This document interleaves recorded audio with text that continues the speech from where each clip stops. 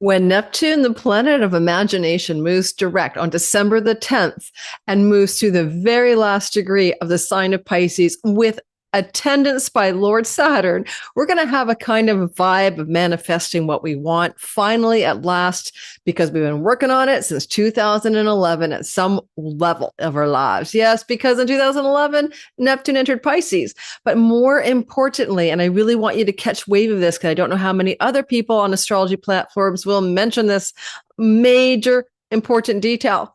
Back in 1989, Neptune and Saturn joined together in the sign of Capricorn. And in the new year, February 20th of 2025, they will join together in the sign of Aries. Those two planets are important. They are literally imagination meets structure, vision meets reality.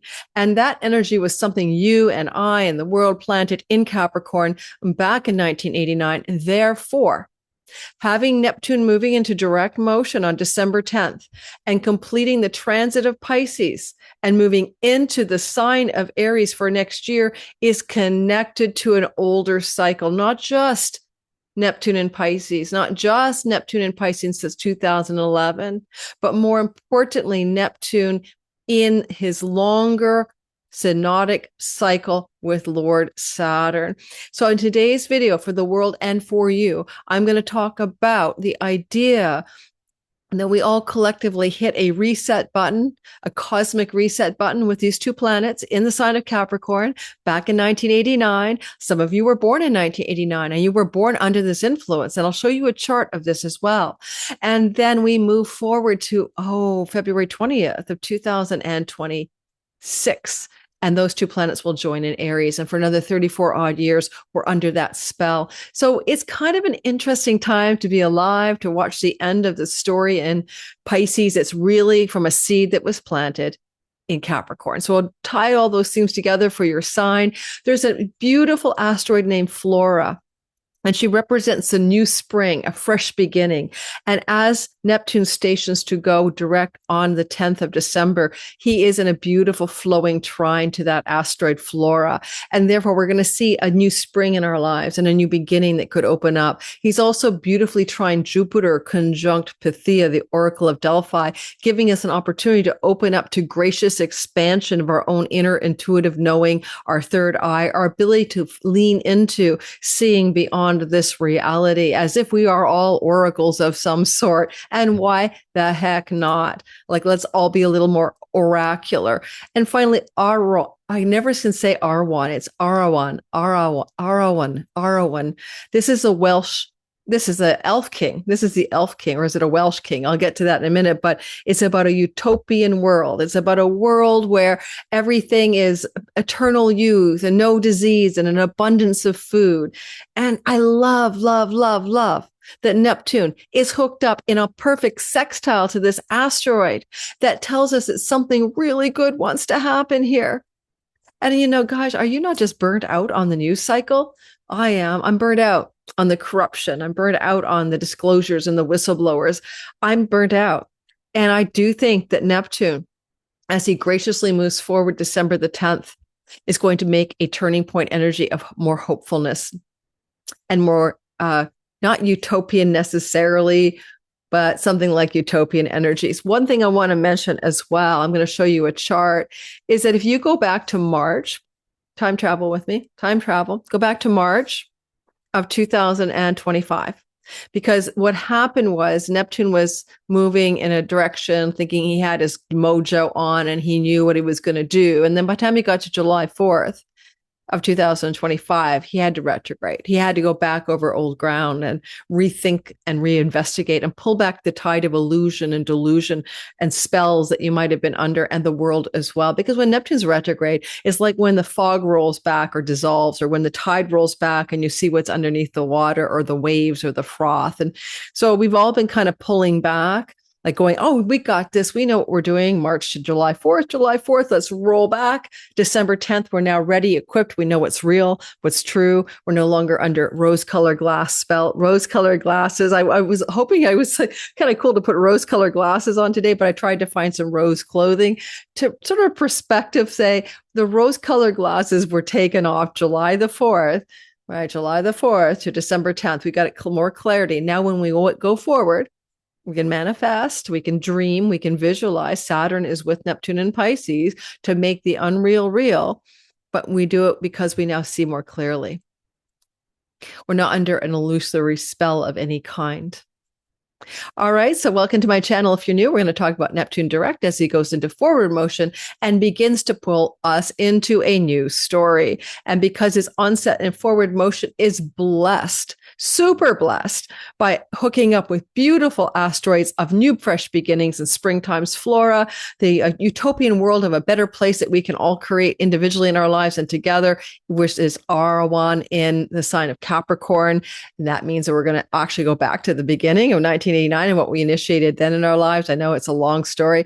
And also we're going to look at maybe how you can be a little bit more oracular, prophetic, or even consult the oracle so that you know how to time your best life, which reminds me that in 2026, you can time your best life because my oracular guidance is available. I put the 12 videos, 2+ hours each, one PDF guidebook for the whole year by me, not by AI, put together by me for you.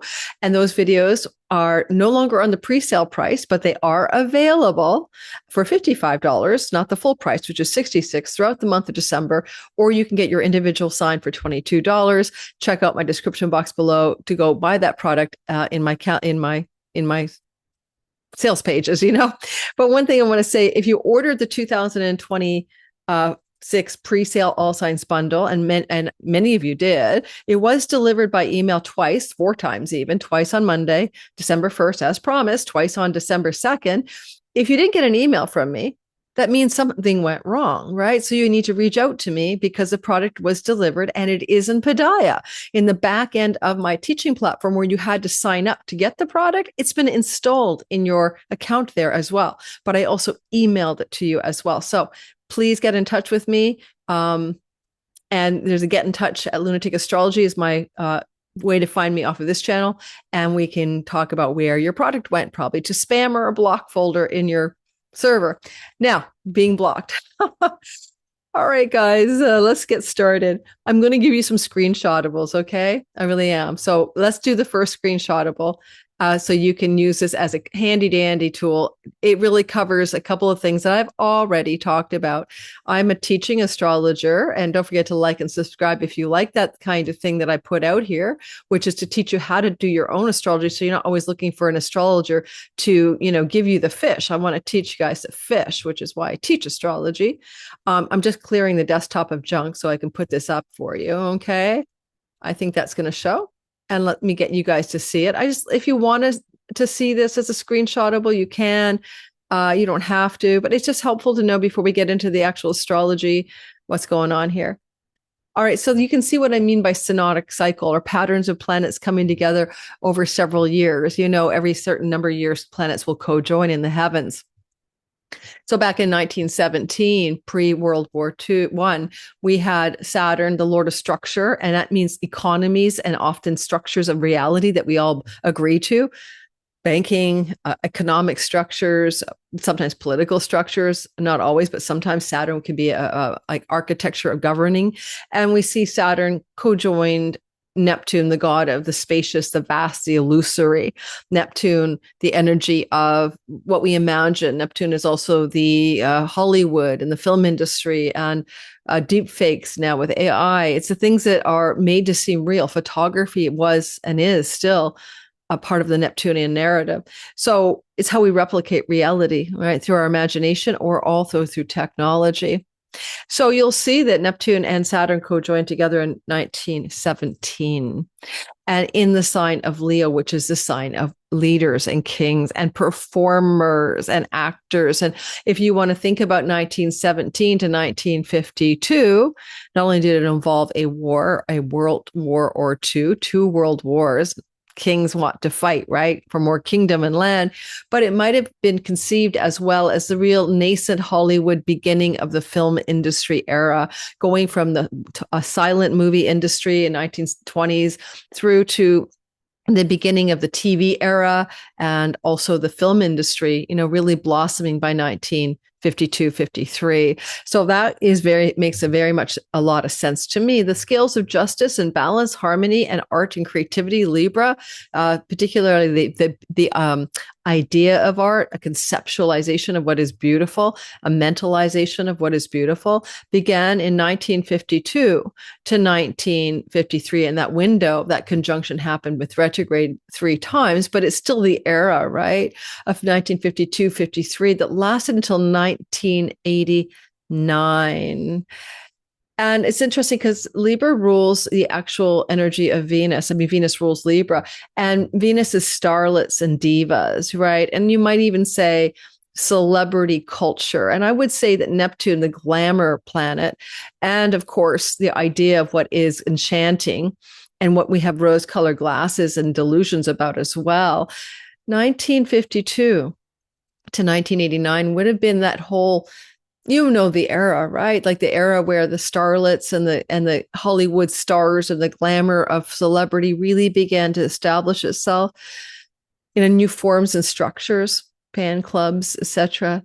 Also in that window of time, you could talk about things that are Libran, right? Which has to do with legal and justice systems. And I'm not going to dive into a big deep dive story of the history of what happened then. But when we moved into 1989 to February 20th next year, that's a whole new cycle that has to do with the god of glamour and illusion and delusion and drugs. And it's so funny when I think of the Libra era, 1953 to 1989, I think of the Valium popping housewife syndromes, you know what I mean, of the 50s and 60s and maybe the 70s. But anyway, drugs and pharmaceuticals. When we move into 1989 to now, we see the Capricorn story playing out. Capricorn represents that which is structural in terms of financial and resource-oriented stuff. And Capricorn is also considered an archetype of the father or the patriarchal energies. And it connects to the words of like tradition. And, Capricorn is financing, like especially banking industries can be very Capricornian. Now, that whole thing of 1989 until now, Saturn is trying to bring form and structure and Neptune is bringing fantasy and illusion, but it is also form and structure and reality to new forms of technology, I would say, that had to do with creating images that were not real, like Star Wars and the beginning of computer-aided, graphics and the movie industry and new ways to make it fabulously, unbelievably real, even though it isn't. And we'll see that the 1989 to 2026 era was that. We're moving into artificial intelligence and the ability of replicating things to the point where we can no longer distinguish if that's real or not. And that's going to be a little bit more scary.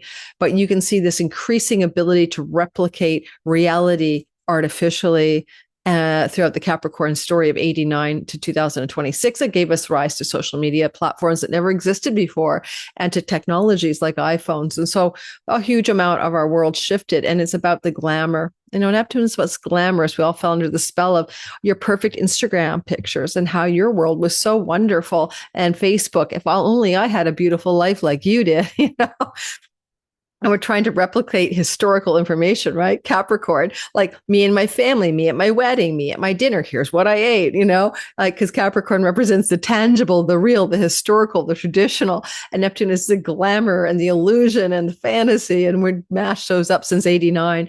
I have no idea what Aries will be like in 2026 to 61. Right. I mean, we can go back historically and compare that. And I will be doing a webinar coming up in the new year about this new movement of the energy of Neptune into the sign of Aries, which occurs in January, on the 26th of January. Now, the other thing that you might want to look at, and I'm going to share with you, is a little bit of the story of how it happened to be this.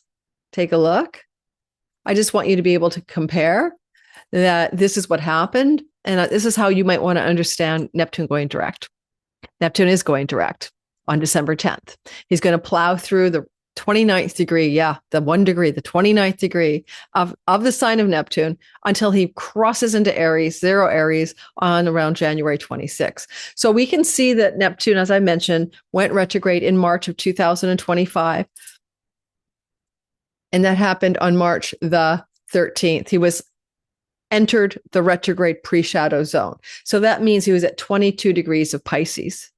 And then he hit this July 4th moment, scratched his head, and he was already in Aries. He had gone into Aries by then and thought, I'm not ready for Aries yet. I got to go back and finish up some business in Pisces. So in your own life, particularly, there's something that started to take hold between March 13th and perhaps all the way to July 4th. And it embodies two signs, your whole sign Pisces and whole sign Aries sky. And you had to go back and rethink it. And then he stations and turns direct on December 10th. And he's going to be taking you back in time to kind of like, we're ready to go. What was going on in March of 2025 and April and May and June? Because that's what you're going to now be clearing through, okay? You'll get it all straightened out by March 31st of 2026 when he gets to 2 degrees of Aries. I hope that makes sense. It just means that you're going to really fulfill stuff that you were working on in the Pisces and Aries part of your sky. You were kind of trying to figure it out, and you were working on it in March through to July. Had to rethink it from July to December 10th, get clear, get the illusion off your rose-colored glasses, and now you're ready to go on the December 10th all the way through to the end of March. You're ready, set, go, and you're ready to make it happen, because no longer are you in your confusion zone. No longer are you in a delusion zone. You kind of know what the lay of the land really is. All right. So let's go ahead and look at the chart. Let's go ahead and talk about your sign. And today we're going to be drawing a card into our narrative because I like this Time Traveler's Oracle deck for the theme of Neptune going direct. Why would I like this? Because Saturn, the Lord of Time and Karma, the Chronicator, is sitting beside Neptune as he goes direct. Okay. And I also want to talk about storms. I need to talk about storms. Yikes, I do. All right, let's get this straight. We have a huge problem in the sky. Neptune is on Scheat. Scheat is a star, Scheat of tidal waves and storms and disasters. And as Neptune stations to go direct on December the 10th, he is also going to be hooking up with Deucalion, Noah's Ark of the flood story. It is an asteroid about that narrative. He's going to hook up with the energy of Typhon or Typhoon for storms again. So we're going to see storm energy picking up a lot of intensity in our heavens, and it could indicate a tidal wave event. And it can be close to December 10th, because when a planet is stationary, that's when it's the most powerful. And it's stationary, slowing right down in order to turn around and move in another direction. Just like when you are in your car, you have to slow down and turn around. You can't just turn around at high speed. So and it's a metaphor because Neptune isn't turning around. From Earth, he looks like he is, but it's a good metaphor. And I want you to think about that, because in our own lives, we're powerful around Neptune themes a few days before and after December 10th, when we're really feeling that stationary intensity for the world, unfortunately, and especially with Uranus on Algol, decapitation and corpses and bad stuff and mass death. In Taurus, the sign of Earth, there is a strong possibility we are looking at an earthquake that results in a tidal wave coming through our sky at that time. Okay? Somewhere near the 10th of December, a week or two before or after. Let me show you the sky and what it looks like. Well, I will show you the sky and what it looks like, I promise. Just have to find the sky. And we will see what the sky is all telling us here. All right. Got it. Cover up my messy desktop, show you the whole story. So December the 4th is what I've got it set to right now. We're not going to hold to December 4th. We're going to move ourselves forward to the 10th. Okay.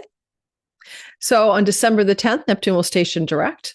The time doesn't matter. It's a slow moving beast. Just know that it's stationing direct on December 10th. And now you're ready to move forward all the way through till next year, particularly really to the end of March, because that's how long it takes to get out of the post-shadow zone. So things you attempt to create in your life, and I mean that, Caroline Casey says that Neptune is the imagination, and then she has an expression, she's an astrologer, that your imagination lays the tracks for the reality train to follow. The reality train is Saturn, and Saturn is right here behind Neptune, and he's going to follow Neptune, the imagination, into Aries. Neptune arrives in Aries on the 26th of January, and then Saturn around Valentine's Day, the 13th or 14th, will move in to Aries, and they'll be holding hands perfectly on the 20th of February. And that's a once in a 6,000 year conjunction at that zero Aries point. But it last happened in 1703 in Aries as a principle. Now, as we get ready for this momentous sea change next year, which is why you definitely want to get your all signs bundles, we get ready for that. We're finishing up a much longer story. We're in the closing chapter. We're in the grand finale. We're in something like, what would you call it? Like the movie credits are just about to roll on what started in each of our skies in Capricorn. That's a powerful house for an Aries. It's your 10th house of career and reputation. And you started something new in 1989. And here we go. It's coming to a grand finale, finish line in the sign of Pisces. And one of the things to consider about this journey of, Neptune moving through the tail end of Pisces is that he's also hooking up to Arawn. Arawn is that asteroid I've already mentioned. Arawn. Did I say it right? Oh, Arawan's not here. Arawan's here. Well, he's close enough. If I go back a day, because it's a stationary direction, I want to show you what I'm talking about there. So if I go back to the 9th and it still counts, we don't have to worry about the sign-based thing. It's about the degree-based thing. This is the idea that there's something going on in your life and there's a flow between these planets called a sextile. And a sextile is the nature of Venus, and it brings a positive flow, ease, grace, and luck to do with your 10th house of career and perhaps the gains of that career, as there's a bridge between the 10th and 11th and the dream you have for that. Now that's for Aries, right? For everyone else, it's something different. So there's something about this utopian ideal that you're aiming to achieve as Neptune has direct. And I'll describe that for your sun when we get to that. Also, as I mentioned already, how about your Oracle of Delphi here with Jupiter? That's the Oracle of Delphi, Pythia. Pythia, can you get your intuitive, non-linear, interdimensional, mystical, forward-looking, intuitive mind working? Because Neptune is the imagination. A doorway to intuition is your imagination. And so you're going to see a lot more people tuning in. In those days, your old men will dream dreams and your women will prophesy and that kind of stuff from the Bible. We'll get more of us going in that direction for sure as the three-eye atlas. Our third eye is going to open up collectively. Trust me on that one. And then finally, I want you to notice that this is Flora. Now, Flora is in a degree-based, connection, a degree-based connection to Neptune. And so there's a sense of something wanting to sprout or flourish or open as a new beginning in the world, collectively and individually. I appreciate that it's happening with Flora in the sign of missiles and projectiles and bows and arrows. We want a new springtime that is without war. And there's Ceto. Ceto is the dangers of the sea. This is Typhon or typhoon, hurricanes, cyclones, tidal waves, what are big water problems. Deucalion, this is Noah of Noah's flood, and that's the same story, right? It's another same myth, different name. Like Noah had nothing to do with the story of the Israel population or the Judaic tradition. It pre-existed the Judaic tradition. It was adopted. The same flood stories that are in the Sumerian tradition, the Babylonian tradition, the Egyptian tradition, the Greek tradition. So it's not what do you call it? Intellectual property that belongs to the Jewish tradition. It's multicultural myths. Even native and indigenous traditions have flood stories. It's a collective human memory of a catastrophic flood that would have happened during the younger Dryas period around 11,000 years ago, when there's clear evidence in the fossil records that we were struck by a meteor shower that hit the earth hard and caused a flooding in plural. Okay. So that story is this flooding story of Deucalion, which is like Noah. So quite clearly, if we don't have some major water event, I know there's been floods in various parts of the world because these storm gods have been activating for the last 3 months in a water trine, right? That's nothing new. That's the water trine right here. But now it's a stationary Neptune on a star of disasters to do with water that worries me. This is where I'm worried too. Corpses and rotting bodies. This is Algol star sits here with Uranus, the shaking of the earth. Okay. The other one, of course, is storms in the economic markets, particularly the stock market. New York Stock Exchange has its sun right here as well. So economic storms, financial storms, and literal storms will be coming off of the December 10th direct station of Neptune. Give it 2 or 3 or 4 days before and a few days after. Look for those events to occur. Now, when we go to your sign, we're not going to talk about storm gods. Why would we? I think what I really want to focus on for you is this idea that you begin something in Capricorn. It's finishing in Pisces. You've been working with the Pisces energy since 2011. You're finishing strong with Arawn and Flora, and the energies of those positive energies supporting a fresh new beginning, a fresh flowering of some sort, and some ideal, like utopian possibility for a better world in your own life, without disease, with abundance of food, with harmony and goodness in the world. And if we can get all of those vibes going individually, we can get it going collectively. The main enemy of humanity isn't the cabal or the elite, although they don't help, or the archons or the reptilian aliens or the fallen angels. They're not great. They're not great to have around. I have to say that, but we can only change it here, right, guys? Like we can only change it inside of ourselves. And I don't mean even therapeutically. Oh, that does help too. I mean more like, can you move into St. Francis prayer? Make me an instrument. Lord, make me an instrument. Surrendered presence to what's possible in our lives. Otherwise, we're just pushing against, we're in a movie and we're trying to change the screenplay. And the directors and the screenplay writers have already got it set in motion. And we keep trying to change the screenplay, right? But can we change who we are in the screenplay? And then from there, maybe we can mutate the story. All right. So let's get going and let's talk about your sign. We're going to start with Aries, Sun, Moon, and Rising. If you're new here again and I haven't tried me out, like, subscribe, try me out. And if you don't like me, quit. I've got a new membership community here. You want to join? We're going to start doing in December live streams on Saturdays. I'm going to say hi, get to know you guys, about half an hour, take some astrology questions, talk about a hot topic. And I'm uploading stuff to the back end of the members only platform as well. Chiron, the key to purpose, and how to use those Chiron cycles in your life are already uploaded. 2 classes I taught. You get them for free. If you want to try the membership area, plus I do drop content there, teaching and topics that I'm not dropping anywhere else, only in the back end of my membership here. And yet priority responses to your comments in the live streams and whenever you're commenting on my comments section. All right. So I might not see it because I get thousands of comments now and I don't have a chance to always read them, but when I see you, I prioritize responding. Now,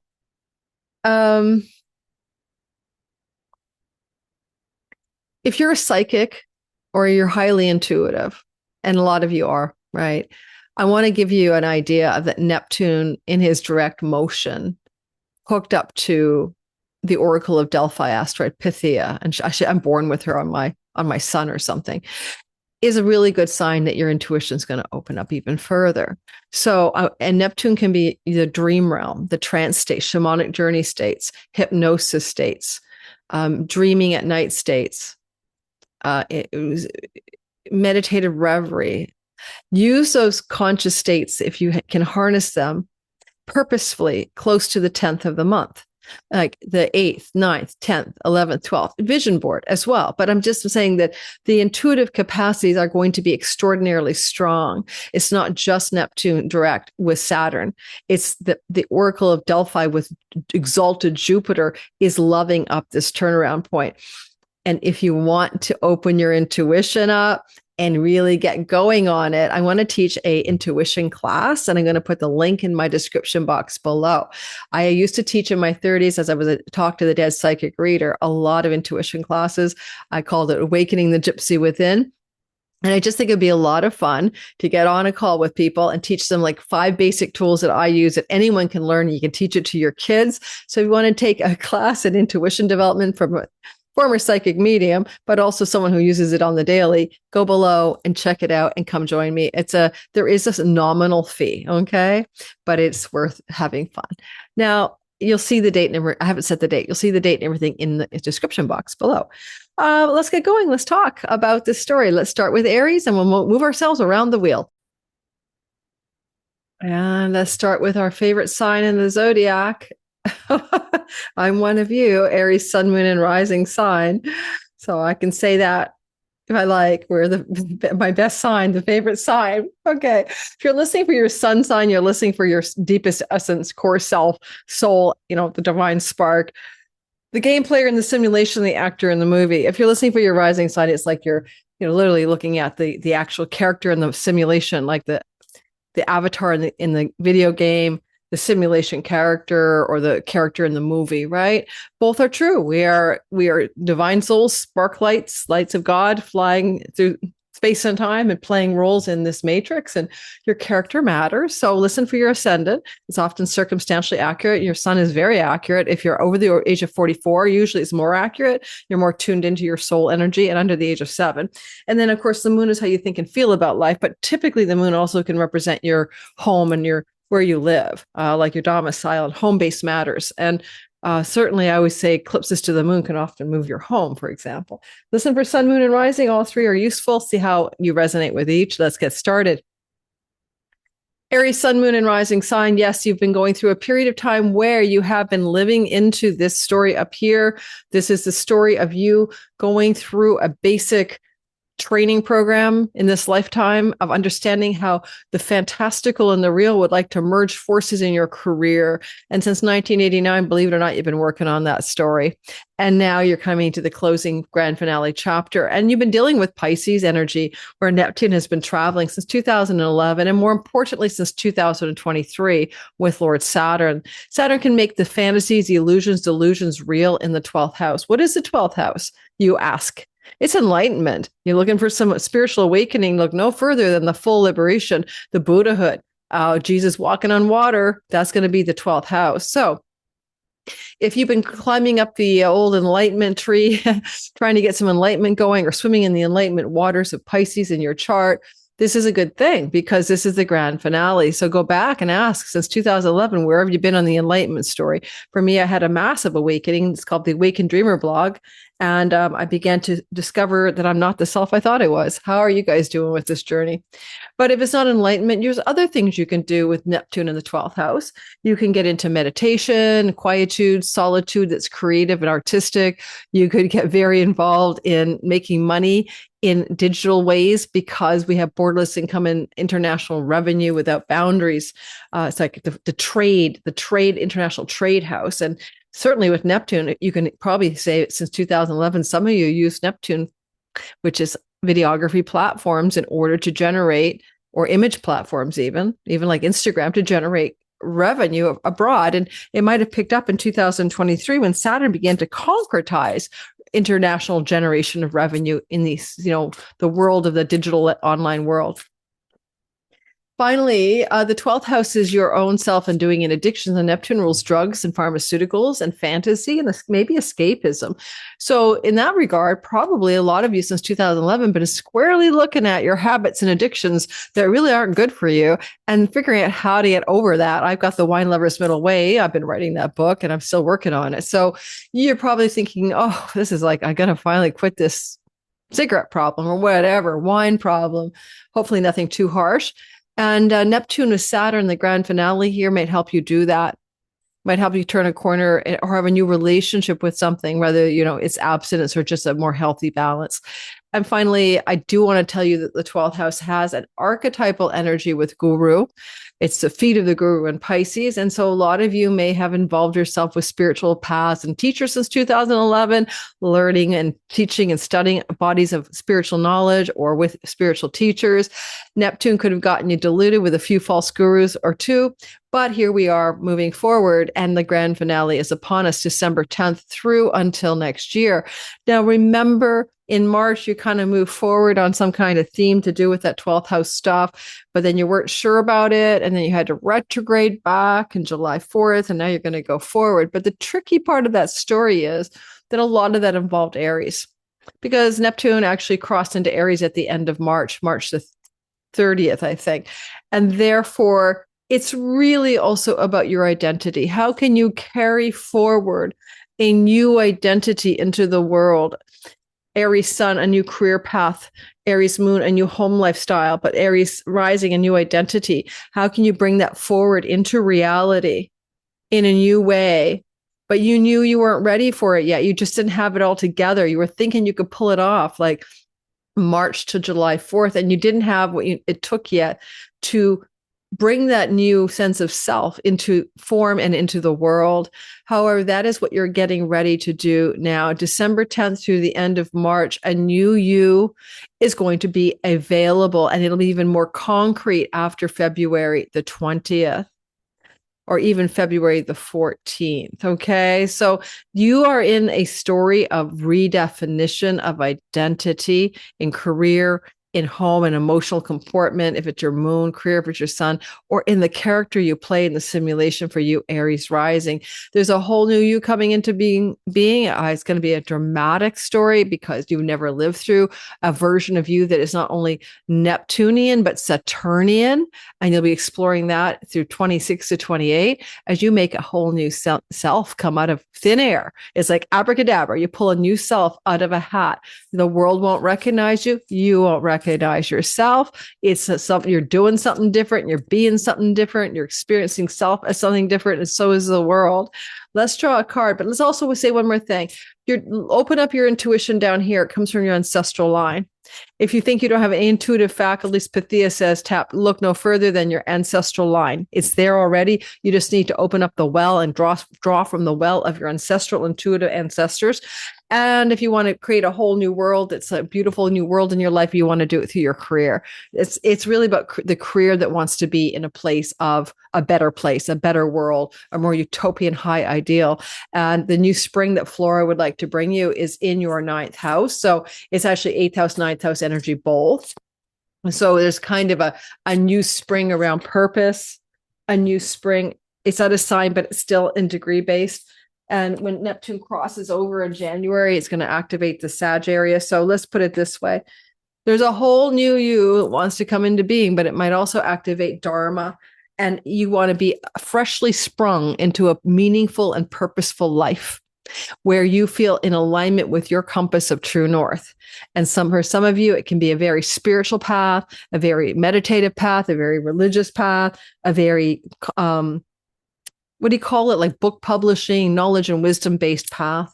That's something that's coming through for a lot of you. And it may even lend itself to wanting to get involved as a new spring and a new beginning in the industries of teaching, learning, book publishing, universities, academia. Some of you might go back to school with this or to school for the first time, or even the word international. Whether you have international influence or you want to go off to an international adventure, all of those are true. Now, let me get comfortable because, of course, everyone knows about my problems, which is that I have loose SI joints and I may have gluteal tendinopathy or something like that. So just don't even ask. All righty. You need to find your exuberance from the Time Traveler's deck as you move through this new Jupiter, Neptune going into direct motion. Exuberance. The roaring 20s in Paris. Woo, that's exciting. Don't forget, we're time traveling here. That takes us back to the Leo, Neptune and Leo period of time with the conjunction to Saturn. So here we are, we're going to come into the Neptune-Saturn conjunction in Aries. Let's go to talk about why exuberance can serve you. I'm not reading the whole thing, guys. That would take me forever. I'm just giving you the key focus words of exuberance. Number 12. Get your exuberance on, fellow Aries. Okay, it's about carrying that exuberant energy of children and animals and young plants. I think of a Labrador, or a golden retriever. When you pull this card, it can mean, if I had my druthers on a dog, it would be a really stoic, beautiful black lab. It can mean that all the seeds that you have planted in your life are beginning to grow. Get ready for rapid growth and reaping of rewards. If you have an upcoming surgery or a medical intervention, this bodes success and you will heal beautifully. This card is telling you to think outside the box and be willing to try something new, fellow Aries. Yeah, you're inventing a new self. Face your fears, even if it doesn't feel safe or comfortable. Start something new. Face your fears. Time is now. Say yes instead of no when an opportunity comes knocking. If you have a chance to do public speaking, I'm speaking to you guys, make a political stand or give a talk, take it. People will love you. That's what we've got. Moving on to Taurus. And don't forget, come to my really fun hour-long webinar for free on developing your intuition. It might be a little bit longer because we'll probably have questions and answers and stuff, but it's going to be fun. I decided to put it on just as I was recording this. So that would be a lot of fun. I would enjoy that. And don't forget, I used to be a psychic medium, talk to dead people, and I'm known as a timeline specialist, meaning I can predict the future accurately. All righty. And whoa, we got a problem here. We're cued to Aries and we're tucked into Aries. I got to edit the chart and move us out of, I am in whole sign. It should be moving forward. Oh, I got what I did wrong. This is Neptune direct on the 10th, except for the 9th. It doesn't matter. It's the same idea. Neptune is heading direct on the 9th. The 10th of December, and we'll be covering old territory. In the intro, I covered it. Go back and listen. That take you back to March to July. And then you had to rethink it from July till now. And now you're going to go ahead and make actions happen on the true, undiluted version, undiluted, not diluted version of reality. So Taurus, where this is happening, this direct motion is your 11th house of good spirit. Right up here, 11th house matters are connected to your long-range goals, dreams, and wishes. Well, how wonderful is that? Because Neptune is your imagination. Saturn tells you what is real. North Node tells you what is destined and fated. And you are here to make some real outcomes happen. This is going to be your grand finale. Since 2011, you've been trying to make some dreams real. You've been very deluded and quite often confused about how to make money in your career in a way that's sustainable and realistic. Although Saturn's been giving you the Zen master stick since 2023, telling you to smarten up and look at what's realistic in your career gains and monetary gains from your career. But Saturn also and Neptune have been helping you get really clear about who you can trust or who's reliable or who's telling you the truth in friendship circles and groups of belonging as well. Now, one thing about the reminder is that you planted a seed in 1989. We all did. New beginning of the fantastical and the real, Saturn, Neptune in your 9th house, which would have been an ideal placement for you. Some of you for higher education, international travel, book publishing deals, spiritual paths that are traditional yet magical. And some of you may have investigated those things. But now we're talking about a brand new story, and it's going to begin next year in your 12th house. We're going to do a whole video on that. 12th house is important. You want to know more about the 12th house, go back and listen to the Aries video reading just before this, okay, where I talk about the 12th house. But you are kind of feeling like perhaps that you are ready to kind of up-level your 9th house into a whole new, better world. It's very utopian and ideal. And that is to take the educational and the spiritual and the wise and the true and the knowledge you've gained in the last 34 years and apply it to purpose and career, where Arawn is just about to leap the fence. And so now you're ready to kind of be in something different or new from the learnings of the last few years. Open your intuition up, please. Why? Because you've got that 3rd house where you've got the Oracle of Delphi, and your intuition is available at a new level for the first time in your life, this kind of opening of a stationary Neptune. Give yourself December 10th, a few days before and after, and look at that possibility of consulting the Oracle as well. Why do I say that? Because the 3rd house is the diviners, the scryers, the crystal ball gazers, the entrails of the sheep. You know, it's a place of the divination and the divining tools. And so if you want to open up your intuition, that's great. You might take a class on how to do that. That's the 3rd house, learning a new skill. And you can take my intuition class, check the description box below. But otherwise, you could also, with that placement, consult the Oracle of Delphi. So any desire to consult a psychic advisor or intuitive advisor of any type is going to be very well rewarded as Neptune stations direct on December 10th. So booking those appointments or letting the universe show you who to see, that would be wildly good for you. And I don't think you can go wrong with a new spring in the house of inheritances.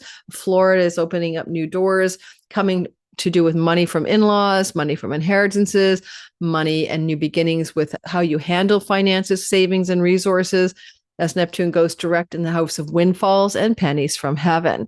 So it looks like you're going to have a new spring as new money may be coming your way as well. And Venus is a money goddess supporting that springing new flora, new beginning of financial wellness. And it could come in many ways, not just inheritances, business deals, a sale of property, many opportunities for what feels like a bit of a financial blessing as Neptune stations direct. And lastly, and not leastly, one of the things I'd mentioned about the third house, I always jokingly call it the house of wish fulfillment, is our desire, comma, house. But it's as if you have a fairy godfather wanting to bless you in what you desire to create in your life when you see Jupiter sextile, trining the 11th house. And so Jupiter's eyeballs on your 11th house tell me that if you really want to wish for something and it's true and realistic and it's in the right direction, you might have been thinking of going that way already in some area of your life to do with a fulfillment of a dream, a desire, or a goal. You might have been thinking of it already, like last March through to July, and then you pulled back and rethought it. Now you're ready for it. Now you're ready to go forward between now, December 10th, and the end of March next year. Let's draw a card for you guys and see what we get in the old Time Travelers Oracle. I talked in the beginning why we're playing with the Time Travelers Oracle because Neptune is the imagination and the fantasy and the vision, and then Saturn is the time traveler, the Lord of Time and Karma. And you have freedom. Let freedom ring. I Have a Dream speech by Martin Luther King. It's taking you back to the 1960s. All right. We're not going to read the whole thing, but we're going to give you the essence of it. Number 16, because Lori's can't sit this long. I'm going to create a standing recording studio. I haven't done it yet. I have to figure out how. But once I do figure out how to create a standing recording studio, which I'm going to do, you'll be seeing me standing up in my apartment. You are being called to step beyond limitations and self-imposed boundaries. Do not allow yourself to be trapped by convention or by the expectations of others. No, no, no. Break free from anyone or anything that is restricting you or imprisoning you. Support others in their journey to freedom and fling your arms to the heavens. What fetters your mind, body, or soul? You have a relationship or a career or lifestyle that constricts you? If you do, it's time to consider changes. You can't always choose your life circumstances, but you can choose your response to those events and how you define those events. Use your imagination to see something better, guys. You can choose to feel unrestrained and free no matter what is happening, and you can decide to experience freedom even in limiting situations. I think this is very apt as well for Arawn. Anyway, for that utopian ideal, bridging the 9th and 10th into your career, right? So, yeah, from the lessons since for some of you who've been around since 1989 as an adult, you have a new utopian possibility in career that's going to take a whole new form. Oh, come on, Lori. I'll figure this out. You guys are getting used to my desktop. This is a story for you, Gemini, Sun, Moon, and Rising. I can relate. I have a Gemini Sun progressed. Progressions are not as important as natal now, but it's still useful, I have to say. I find a lot of value in my progressed Gemini Sun. I'll give you that much. So here we have a story for you that you can say, oh, yeah, back in, first of all, Neptune's direct, stationary on the 10th of December. He's finishing up a story that began a seed of Saturn-Neptune conjunction that began in your 8th house of chunky money, inheritance money, shared resources with spousal separation money, investment, stock market monies, all of those things. Now, when I look at this story and I see that he's going to be finishing a grand finale at the tail end of your very intense energy, at the like a masterful energy at the 29th degree of your 10th house, you're really culminating some sort of career path that you've been working on since 2011, and it's coming to its full like height and fruition. And Saturn is also giving you the authority and mastery in whatever that career path has been. And now you're going to do the grand finale. And the North Node of Destiny is increasing your worldly success in this visible career space as well.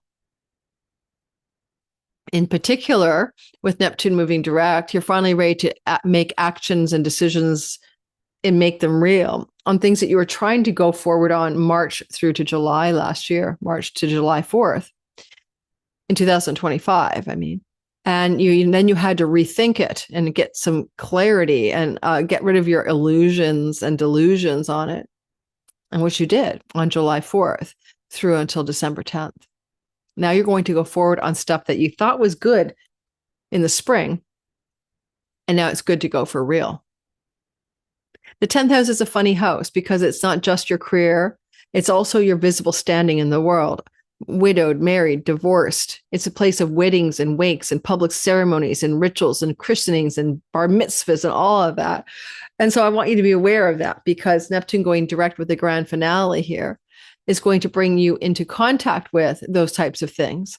And some of you might find those social standings are shifting in some way during this time into a more clear, real, and true place for you.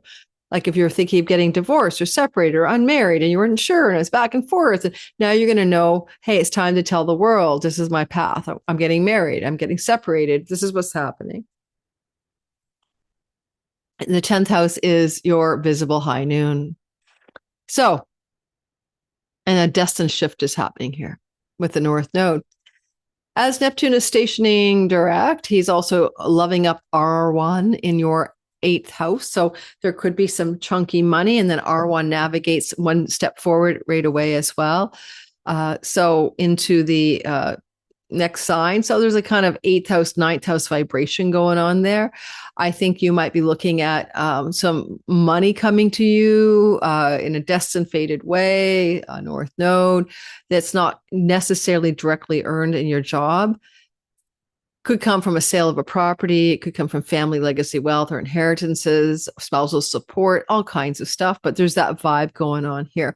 You want to open up that Oracle of Delphi, intuitive ability in the earnings house. So if any of you have psychic ability and you haven't been using it, of any note, intuitive psychic ability, prophetic ability, the Oracle of Delphi with Jupiter for wealth is opening up doors of opportunity for you to express that ability professionally and to use it in an Earth, a material realm way, and make money from that darn thing. So Mercury is agreeing with that as he is in a flow to Neptune and a flow to Jupiter. So this is an ideal time to consider your own intuitive abilities are able to be also harnessed for financial gain. And even if it's not professionally putting a shingle out, you're using it to make decisions about which next direction to go.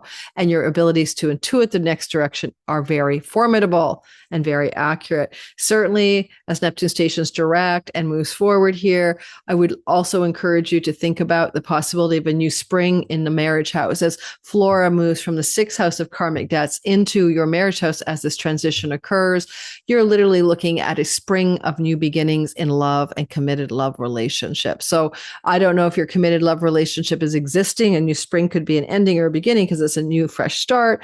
But if you don't have a relationship, look no further than the potential for one to be coming your way, maybe visible or known to you to be true by the end of March next year. Because we want to keep with the idea the retrograde is covering old ground that goes back last spring and will be clearly showing you December 10th to March 31st of next year, the potential for a new spring or new beginning or fresh flowering in committed love.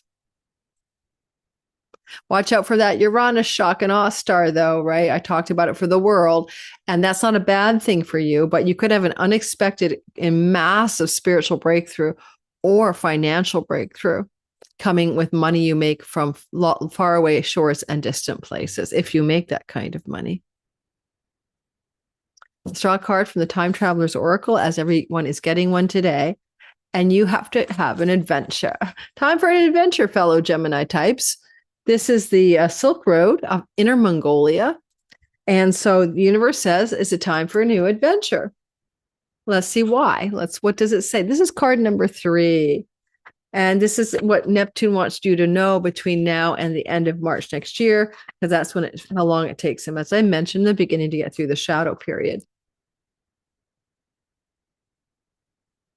Okay, adventure is the juice of life, and without it, your life can feel lackluster and stagnant.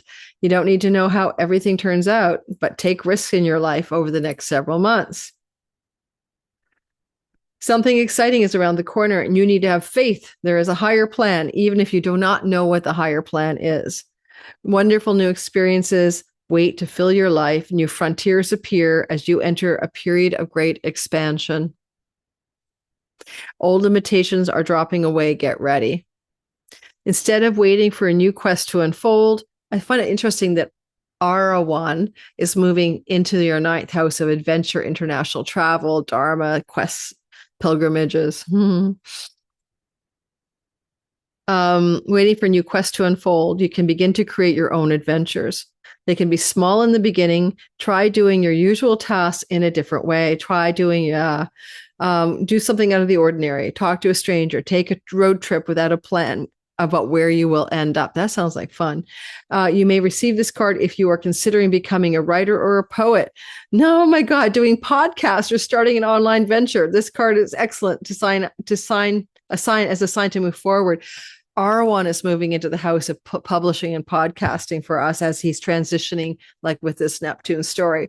Some of us could find that to be very enticing. Let's do and this is also pilgrimages and foreign lands and distant shores. All right. Let's go off and have an adventure. Oh, come on. I'm going to wait. I'm going to try something different. I sort of half-ass figured this out before, and I'm not dumb, guys. I've been using Zoom for years. What it is, unfortunately, is a lack of harmony with the new upgraded Mac software. And the actual program of my MacBook Pro, I'm not quite getting it perfect, but I'm getting it better here. Moving on to Cancer, Sun, Moon, and Rising Sign. Guys, hey, got a Neptune direct station on December 10th, lasting until, of course, over the shadow period at the end of March next year. You're covering old ground where the ground is here, your ninth house. You have been dealing with this since 2011. You've been trying to figure out God, truth, meaning, knowledge, wisdom, academic environments, dharmic purpose and meaning of purpose in your life since 2011. This is a house of a sibling too older. They may have had drug problems, mental health challenges. This ninth house is a place where you travel internationally. I bet you a few of you done some significant international travel to watery Neptunian places since 2011. My very homebodied Cancer rising sister has gone to Costa Rica with me, which is an amazing adventure under this influence. Things to do with the ninth house are also your spiritual impulse to understand and find truth and find spiritual guidance in life. And those yearnings are there, and book publishing and podcasting can be up there as well in your ninth. And these are dominant themes that have been trying to emerge since 2011. More importantly, you planted a new seed back in your seventh house of long-term committed love and marriage in 1989 with a Saturn-Neptune conjunction, and you might have gotten involved in some very karmic relationships, right? Saturn is karma. Neptune can be the rose-colored delusional glasses, but also the mystical and the soulmate as well. Now, that story is coming to a close, and you're moving into the ninth house narratives in in February of next year, as there's you're moving into the 10th house in February of next year, and you're going to be working on new directions in career and purpose. Before we get to that, though, I want you to think about as Neptune stations direct and he activates the asteroid Arawn in your 8th house of chunky money and bridging through the 7th, there may be some money stories coming into your life connected to the in-laws or your spouse, or to money coming from separation in marital agreements. And that's a story that you may see, but it's going to give you a much more solidity financially. And if that is true, that you'll have evidence for it by the end of March next year. Neptune is also hooking up with Pythia, the Oracle of Delphi, asking whether or not you are ready to tap your own intuition. It's inside of you.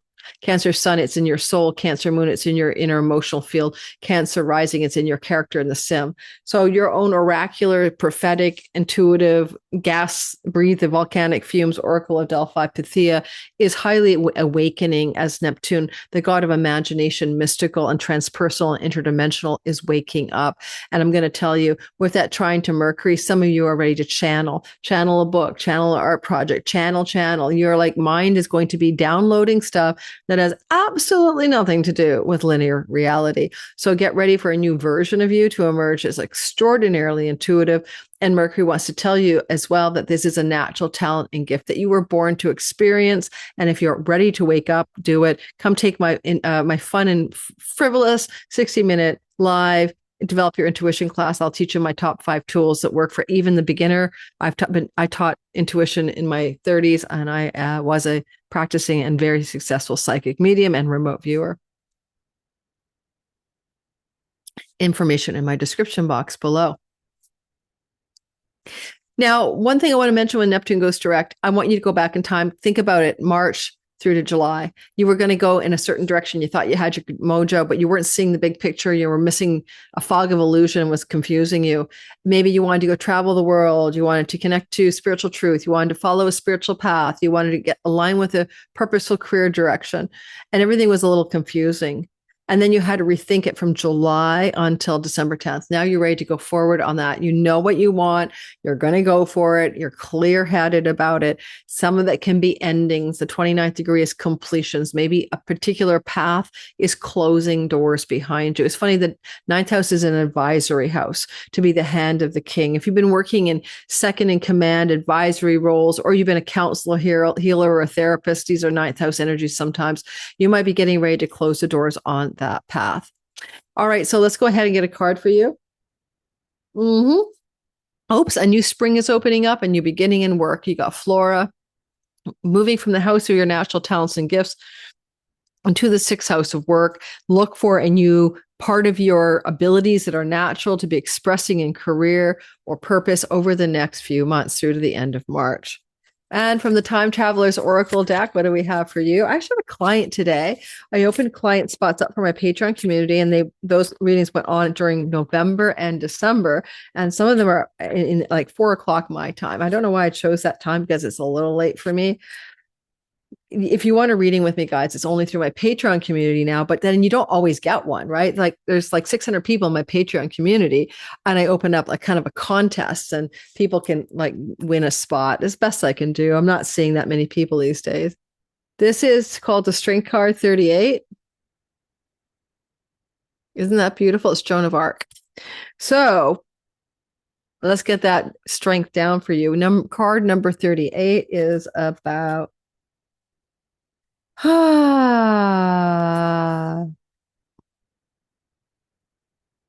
tend to think of strength as an outer display of power, but it's deep and silent. It's important to know. It's important to stand your ground and speak your truth, even if people disagree with you. So it's about stepping up, speaking your truth, standing your ground in the months ahead.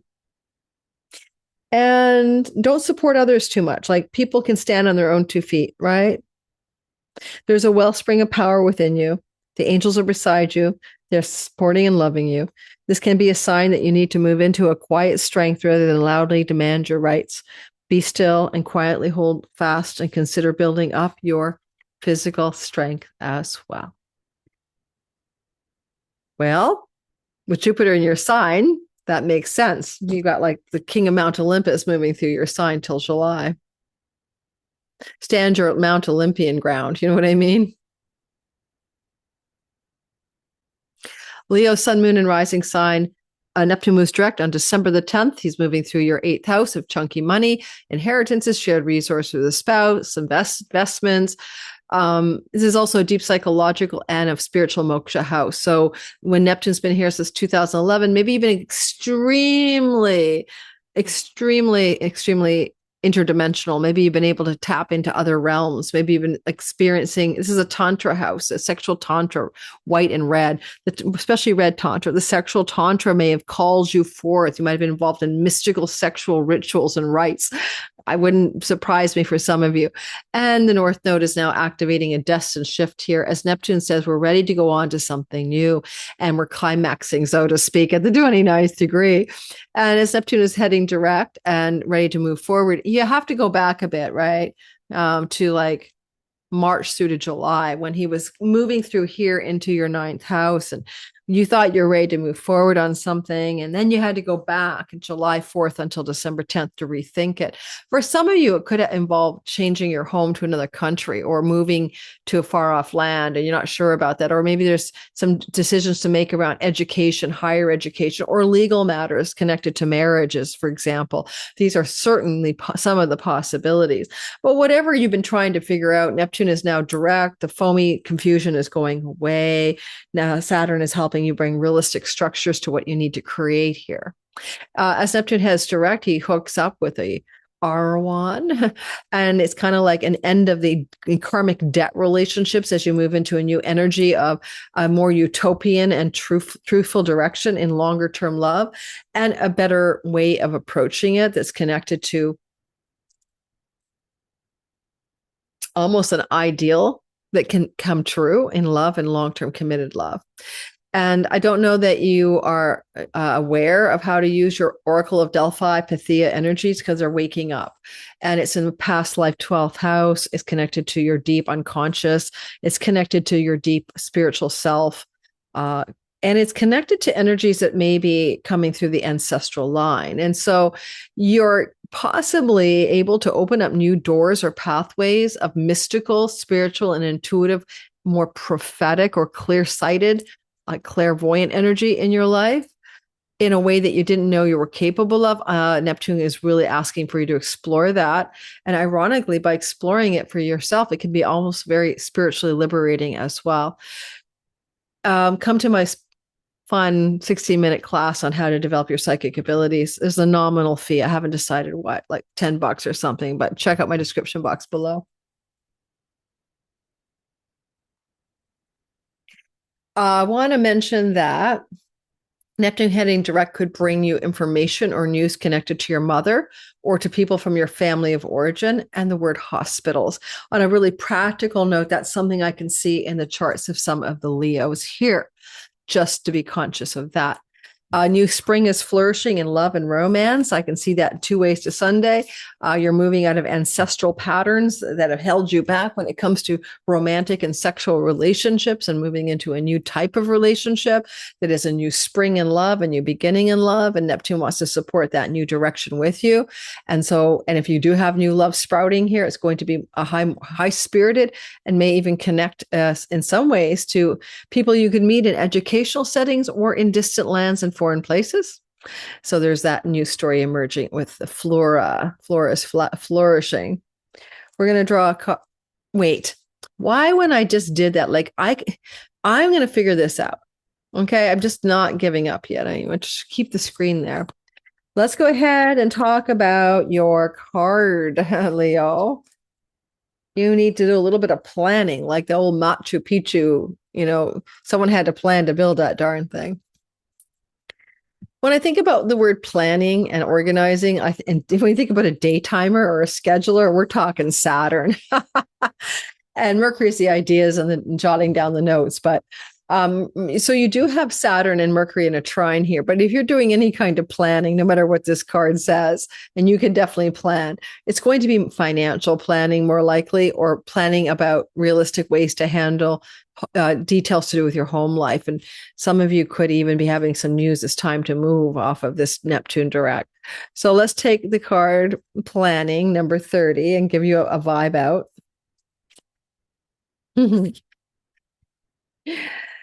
Okay.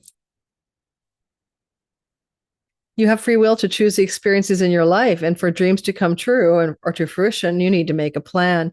This card indicates it's a valuable and necessary time to strategize, and don't just hope things will turn out. You can carefully sort out step by step what you need for your dreams to come true.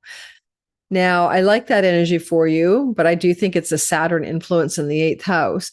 So yes, planning is important. Start imagining your future possibilities. For example, if you live in an earthquake country, you could consider an evacuation strategy, or make plans to secure your heavy furniture. Or if you have a dream of becoming a writer, start researching classes and buying books about writing.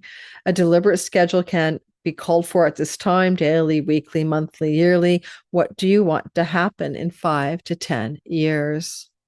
It's time to get your foundations in place before stepping forward, and miracles will then abound in your life. If you're honest, in your 10th house of reputation and career as well, there are some major changes you're trying to impact into your reality around career and what you wish to do in your career. So keep that in mind as well, because Neptune's hooked up to the energy of Uranus as well. It's hard this is one of the hardest ones to do for you guys, because there's just so much going on in the sky. So to talk about it in depth would be like a 2-hour webinar. All right, you're ruled by Mercury, Virgo, and I like that your Lord Mercury is hooking up to the turnaround point. So that's good news for you. You've had Neptune in your house of committed and long-term love relationships since 2011. In the comments, let me know, some of you Virgos, whether or not you've actually had Virgo, Sun, Moon, and Rising, some really difficult relationships with mentally ill people or addicted people or alcoholic people or escapist people, or you had some fantasy or glamour or they put one on and who they really were was not who they really were. That would have been very common since 2011 for a lot of the Virgos here. The upside would be meeting a twin flame, dream soul, soulmate, divine complement. And as Neptune is now finishing up his story here since 2011, don't forget he planted a seed in 1989 in your romance house. So there's been a lot going on for you guys. And this last 2011 would be looking for the dream partner, looking for the true partner, looking for the soulmate partner. I don't think that Neptune going direct is going to change anything other than if you're going to be beginning a new relationship, it will be with clarity and your eyes wide open, so to speak. And so if you're like dating or you're single looking for a relationship, that will be a good thing for you because now Neptune is direct. He's got Saturn backing him up for realism. He's going to be focused on what's really possible, not what you imagine is possible about the relationship or the person you're with. So that's good for you single Virgos, December 10th through to the end of March. There's a possibility, however, that if you're in a relationship and you've been uncertain, like go back to March through to July 4th. You might have been pondering things to do with divorces, separation, assets. Is this relationship true? Can I share my money with this person? Is this going to go where I want it to go? Because of the entrance of Neptune into Aries, your 8th house. And then, you pulled back in July and you had to get really clear and you had to get your eyes wide open. I have a Virgo friend working on a prenup document with somebody during this time, right? It hasn't been signed yet. Now she pulled back in July. And now as we go forward, right, December 10th to the end of March in 26, she has a clear-eyed view of what the document's really about and where she can say yes and no to that document. So there's an example. Same thing with settling out assets in a divorce or pursuing a separation and divorce. Okay. For those of you who are not doing that, it just means there's a new grounded clarity that's very realistic and wants to create formidable, realistic structures around money and assets and resources, probably with a significant long-term love partner that's already in your life.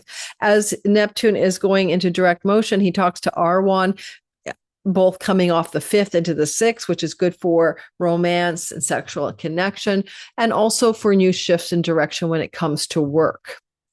And you might be finding new kinds of work that's more utopian, more ideal, and more prosperous. When I look at your Oracle of Delphi, are you ready to open up the intuition from the 11th house? Well, that's your vision boards. That's your dreams and visions. That's your goals and your reveries. You know how you fantasize about what you want?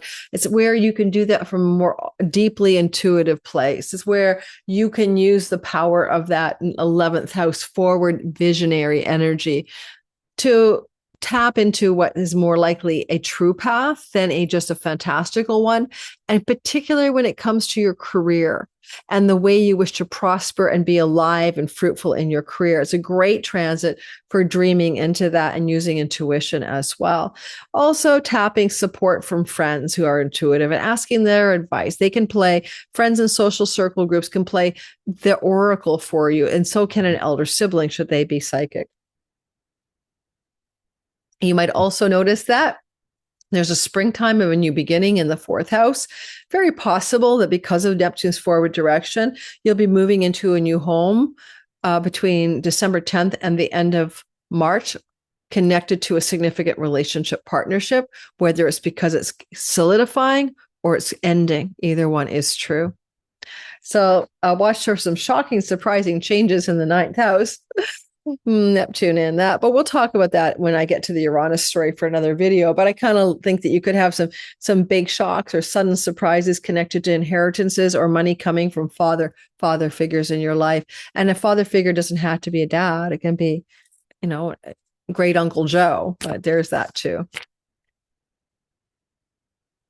From the Time Traveler's Oracle, the best advice for you as a Virgo is that you are going to have to enjoy a little more playfulness, some more fun. Virgo, get into the fun mode in your life. For goodness sakes, do so. Now, why would you, I wonder, get that card? Because sometimes I have to try to tie the astrology together with it. And I'd say that Saturn, the ruler of your house of fun, joy, pleasure, play, and sex, is sitting in the relationship house with Neptune. So Saturn is saying, can you add a little spice to the life of you? Fun, joy, play, pleasure, etc. And even Lord Jupiter looking at your house of fun, joy, play, pleasure. Here's some advice. Have some more fun in life. And if you want to do playfulness, we have card number 31. When was the last time? This is about delight, which is a fifth house story. When was the last time you let go and enjoyed yourself, Virgo? Playfulness is necessary for your health and well-being. It's as important as the food you eat and the thoughts you think. There are times to take your responsibilities seriously and work hard, but it's not one of them. Now we're talking about Neptune moving direct. So we can say that play more between December 10th and the end of the shadow period at the end of March. If you're asked to take more tasks on, jobs or responsibilities, graciously decline. It's okay to say no. Just really, it's funny. You guys are so service oriented. You work so hard. Say no to anything that doesn't feel right to you. Give yourself a break. Have fun. Everything will work out if you do. Don't try pushing the river. It flows by itself. Take a vacation or two. Play hooky. Fly a kite. Listen to joyous music. Dance with abandon. Be spontaneous. Lock the doors. Turn off the phone. Put up your feet. Change your patterns and habits. Eat with your fingers. Don't be responsible. Go for a drive with no destination. Let your inner child run free. Giggle. Be silly. Playful. And your life force will activate in mystical ways. It's good for you guys to play a bit more. Jupiter's in your house of your social groups. And, and as Neptune goes direct, he talks to Jupiter. So expand, have fun, enjoy social groups of belonging as you get out of that Neptune 8th house narrative. 7th house narrative. And now we're talking to Libra. Libra, you've got a Neptune story going on since 2011 in your 6th house of work, health, pets, rental properties, debts, literal and karmic. Sometimes when Neptune goes through here, we have health challenges that are undiagnosable. At the same time, magical and miraculous healings can occur. And Neptune here could also be about illnesses with pets that were undiagnosable, right? No one can figure out what's wrong with your pet. Or you had Neptunian health challenges, like, what's wrong with this person? No, we can't find the real problem. I do want to tell you that Neptune here may have moved your work into more Neptunian fields, right? The fields of imagination, mysticism, creativity, glamour, videography, and social media platforms like that, YouTube and Instagram.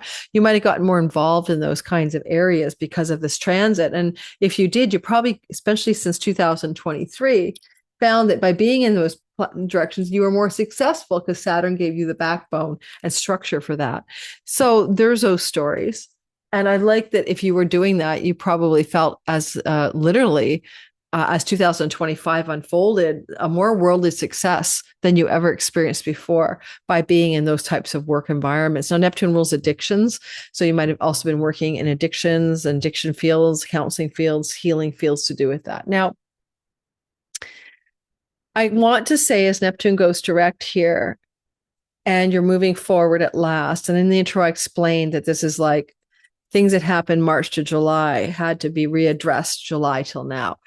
You're really looking at breaking karmic patterns to do with long-term love. I'm not talking about breaking up a relationship by any means, but patterns of love that are karmatic and in committed love are changing. And as Neptune goes direct, and we'll spend after January 26th to the end of March, time in your 7th house of long-term love, you get to play with a new type of love relationship. Even if it's the existing one, it expands itself into a new expression, right? One that's free of karmic self-undoing and entanglement patterns that you may have been unconscious of until now.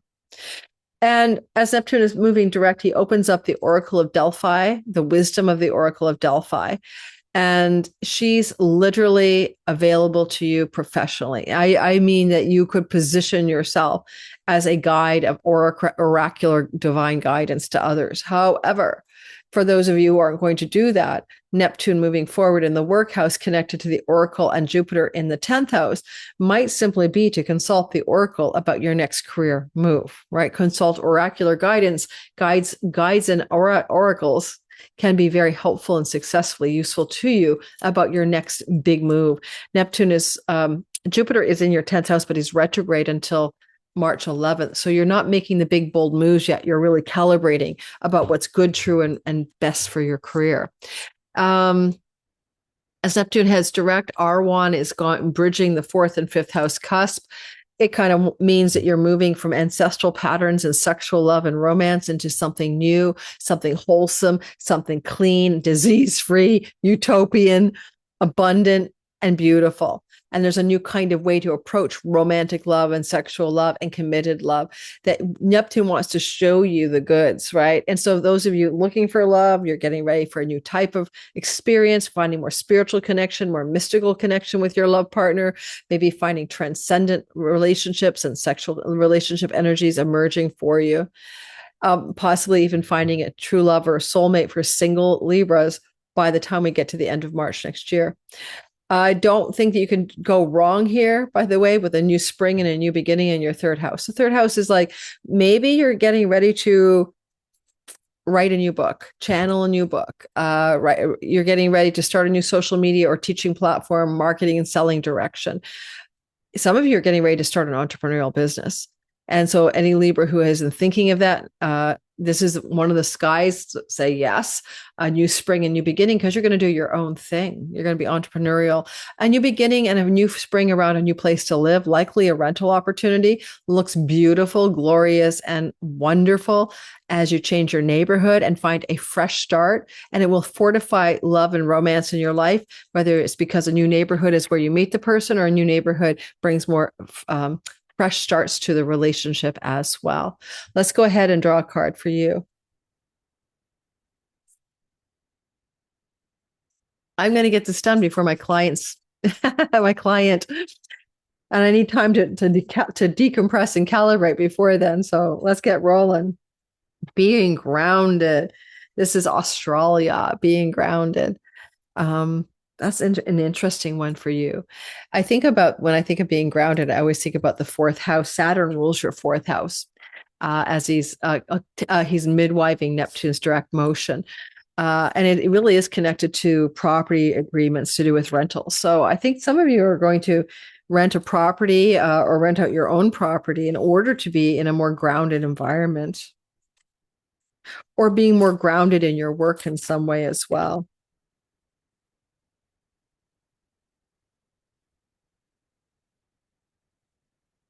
Okay, so you get busy with life. You need to release the worry about the future, let go of rehashing your past, take time to be present, to reflect, to ground your energy, go deeper, go beneath the surface, discover hidden gems, take a second look at things that you may have dismissed the first time around in your life, explore your roots. That's your family of origin.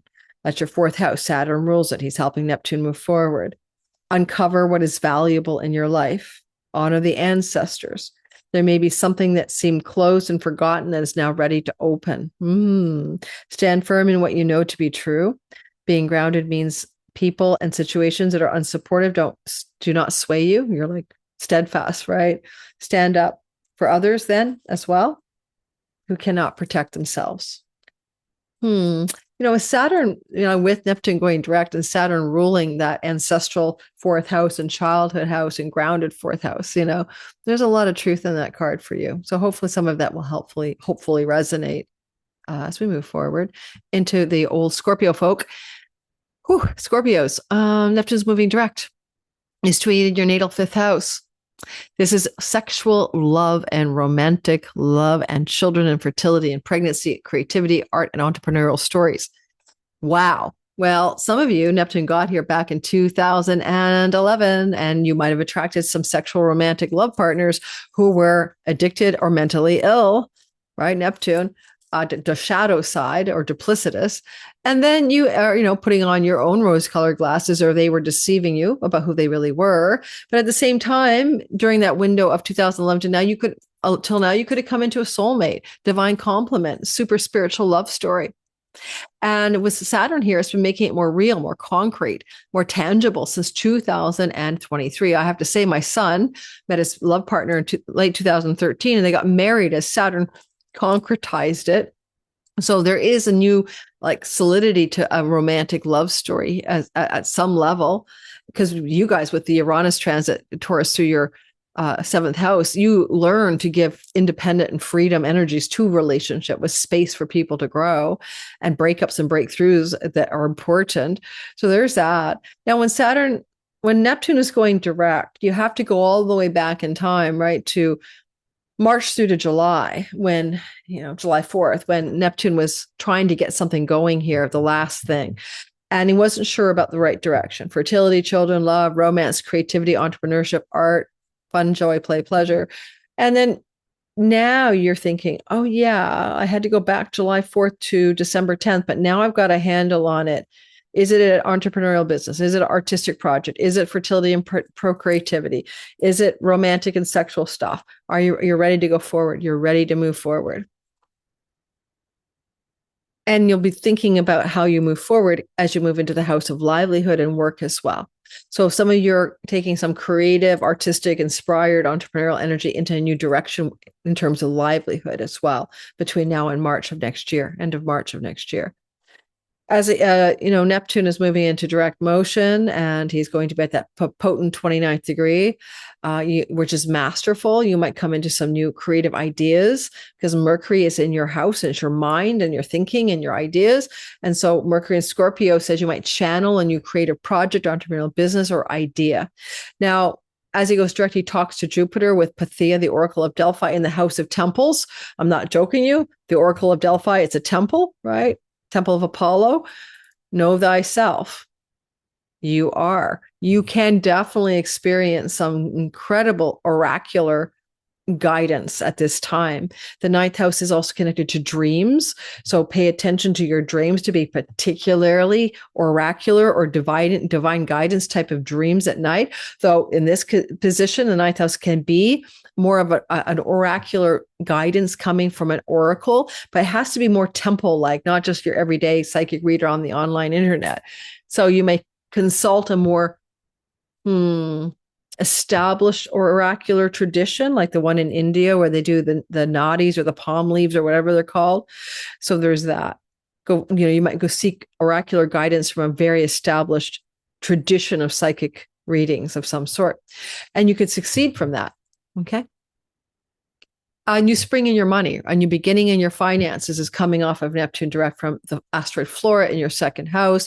And it's connected to new work and new creative energies and a new kind of enjoyment in the work that you're going to be doing. Some of you might stay with what you're doing, but add an element of imaginal, fantastical, spiritual essence to the work. Or you might just find you finally figured out it's important to also have some enjoyment in the work you do. And the money and the fresh start and the flora is a new part of it as well. And I kind of want you to consider finally and finish it up. Arawn has been leaving your third house and moves directly into the fourth house as this happens. Neptune stations direct. I wonder if some of you are not going to be moving your work into a new location. Like, I wonder if you're not going to be moving your home connected to new types of work. And we do have Jupiter in the house of the word international. There's some subset of you who might be moving your home connected to work and themes of foreign countries involved in that for a blessed, fresh, new beginning.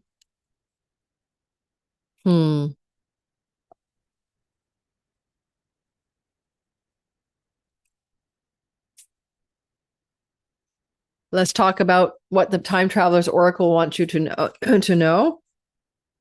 God, I'm losing my voice. I apologize.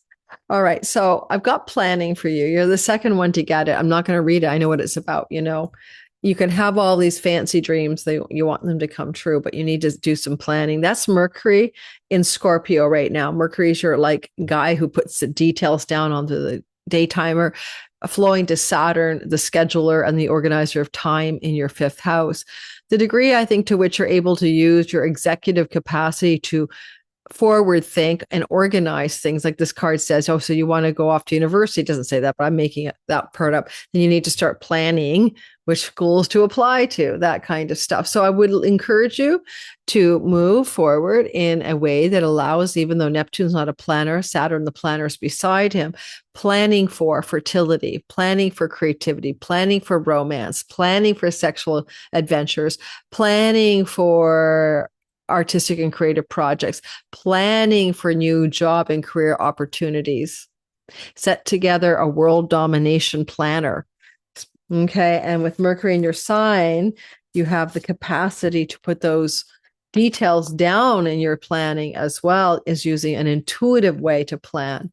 Because Mercury in Scorpio is more on the feminine Mars intuitive side of things as well. An intuitive way of planning forward momentum in your life. I don't know, guys. I am losing my voice again because I got over a flu thing. I'm so grateful it was. I don't know. I didn't get the grunge that most people tell me they've had. I think I just had a lightweight version of CVID. Okay, so I can always tell I'm getting that one because I always get a blistering headache in the beginning. I never get headaches otherwise. All right, now we have Sagittarius, Sun, Moon, and Rising. You've had a long stay since 2011 of Neptune in your fourth house. I bet you've been confused about where you're supposed to live, right? Like, I have all these dreams. I have a dream. I'm going to live here. It's going to be Wonderbar. You get to the Wonderbar place and it's not so Wonderbar. You're like, oh my God, I'm not sure about this choice. So there's a lot of fantasy and illusion and hopeful delusion that might have been plaguing you about where you want to live in this world, how you want your home life to look, who you want to live with. Although for some of you might have gotten very magical, mystical, and spiritual, creative, artistic, or all of that from the home base. And Neptune here with Saturn since 2023 has been giving you concrete, solid instructions about the home life and what goes on in the home and who you live with. And North Node is often a destined shift of home. And that's been true. The North Node since the beginning of January or late 2024. Some of you through to next summer are contemplating a move. And as Neptune moves forward here, he's no longer deluded. I want you to go back and think about March to July. Were you fantasizing about changing your home, or were you having some issues with confusion about your home life and who you live with? And did an elder who's mentally confused come to live in your home, And then in July, you kind of were like, okay, I don't know what to do. I'm not ready to make decisions. Things are confusing. So you went back to think about it from July to December 10th. And now things are ready to move forward smoothly with all the fog of illusion cleared away. Now you're sober-minded and friggin' realistic about things to do with who you live with, where you live, why you live there, and all of that. As this movement forward happens, you're hooking up with the idea of Arawn in your second/third house. He transitions over right away. And Arawn is like the utopian, idealistic, better world. And there definitely can be an idealistic, utopian, better world, not only in response to financial matters and your money, but also connected to siblings or connected to where you live, in which neighborhood you live, which city you live.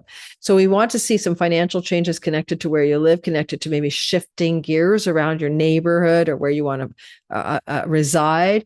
And if you're going to change your home, Neptune and Saturn will probably bring that by the end of March next year. Okay.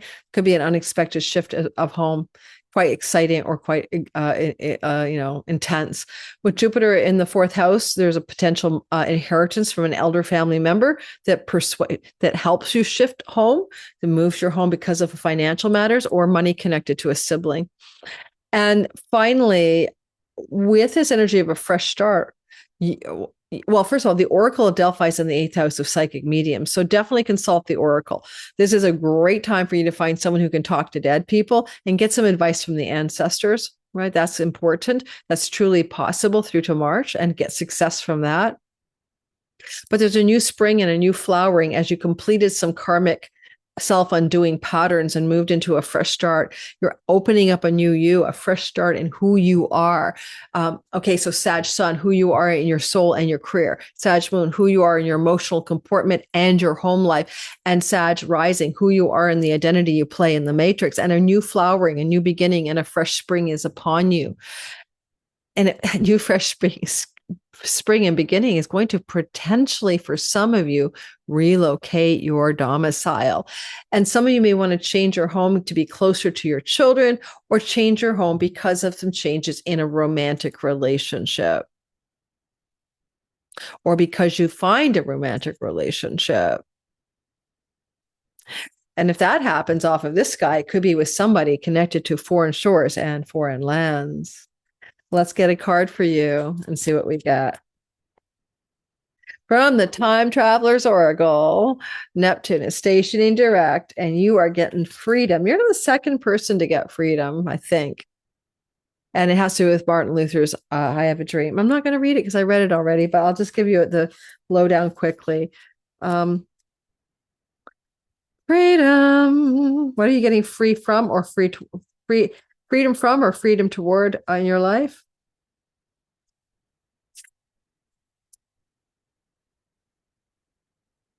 Step beyond your limitations. They're self-imposed.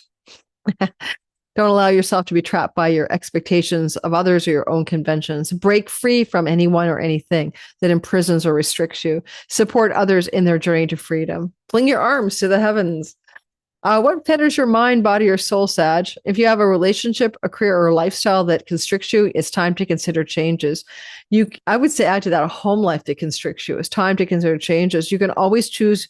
You can't always choose your circumstances, but you can choose how you define them. Select meanings that empower you. You can choose to feel unrestrained and free no matter what is happening. You can decide to experience freedom, even in limiting situations.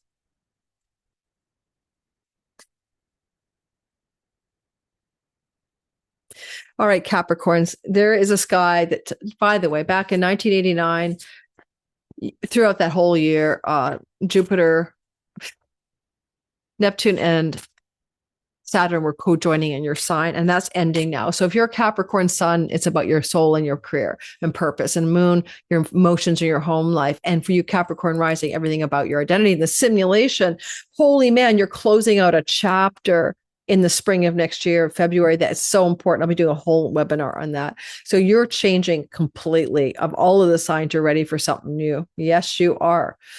Now, a lot of you, it's a new home, because chironically wounded, you're like, are you my home? Are you my true home? Where's my true home? Well, you're going to find that. That's a new breakthrough for you.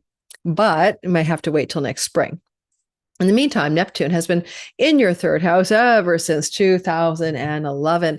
Have you been confused, deluded, illusions about your sibling relationships? Have you experienced changes in your perspective of your extended family? Have you been confused about the neighbors and neighborhood situations and the neighborhoods of choice that you've been living in?